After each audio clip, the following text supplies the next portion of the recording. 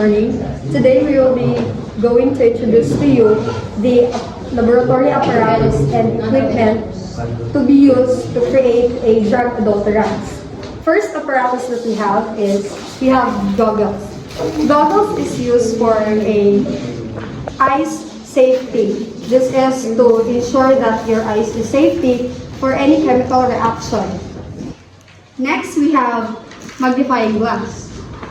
Magnifying glass is important. And also, we have here the medicine dropper to transfer liquid. We also have here the evaporating dish. An evaporating dish is important to transfer the the candy or any powder that we will be creating later. And we also have here our ruler. This is used to measure later. We also have here the mortar and pestle. Mortar and pestle, this is the pestle and this is the mortar. This is very important to crush the candy and any hard ingredients for a drug adulterants. We have here the drug adulterants contains, first we have the potassium alum, we have the powder and crystallized. Next we have paracetamol. This is also used for drug adulterants. Next we have a mint crystal. And also we have the baby powder.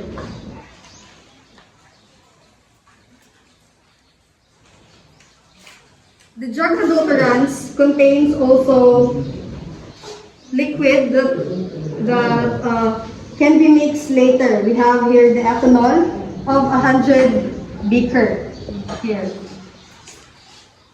We have distilled water with a 400 beaker measurement.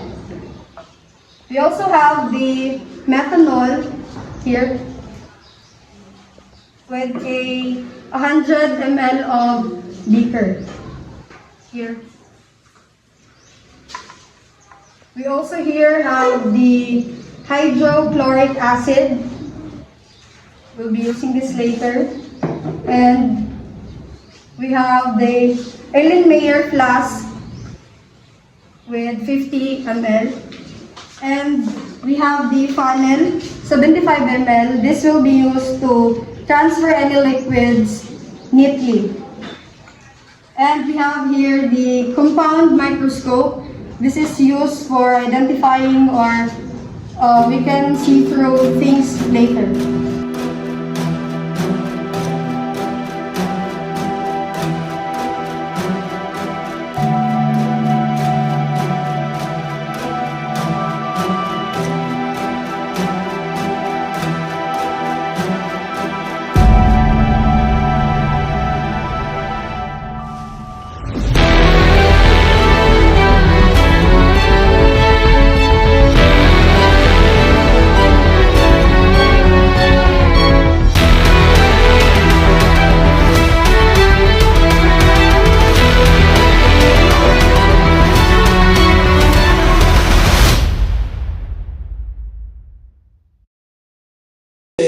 Now, let's proceed to the liquid ingredients of drug tolerance.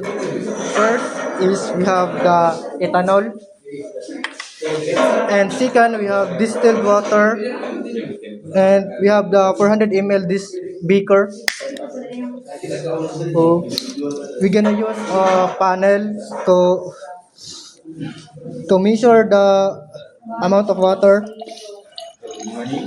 So I am introducing laboratory apparatus and liquid chemicals. So first is we have these goggles. And These goggles will be used for the protection of our eyes to the chemicals. next we have the methanol, and we have a beaker of 100 ml.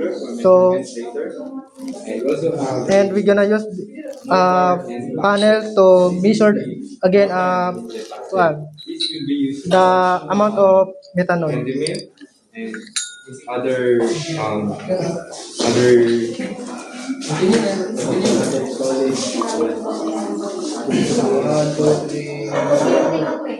First, we'll tackle all about the liquid materials. First, is hydrochloric acid, which is Okay, we have methanol of so we more 100 ml. 100 ml. so we more And lastly, we have the hydrochloric acid, and we have Erlenmeyer Plus. We have 50 ml.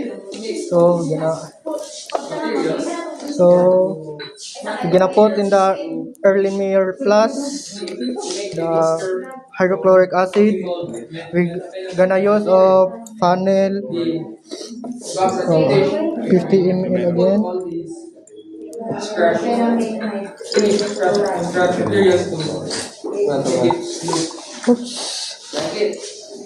And and that's all our the equipment. we have the hydrochloric acid, and so this is the liquid ingredients for the drug tolerance.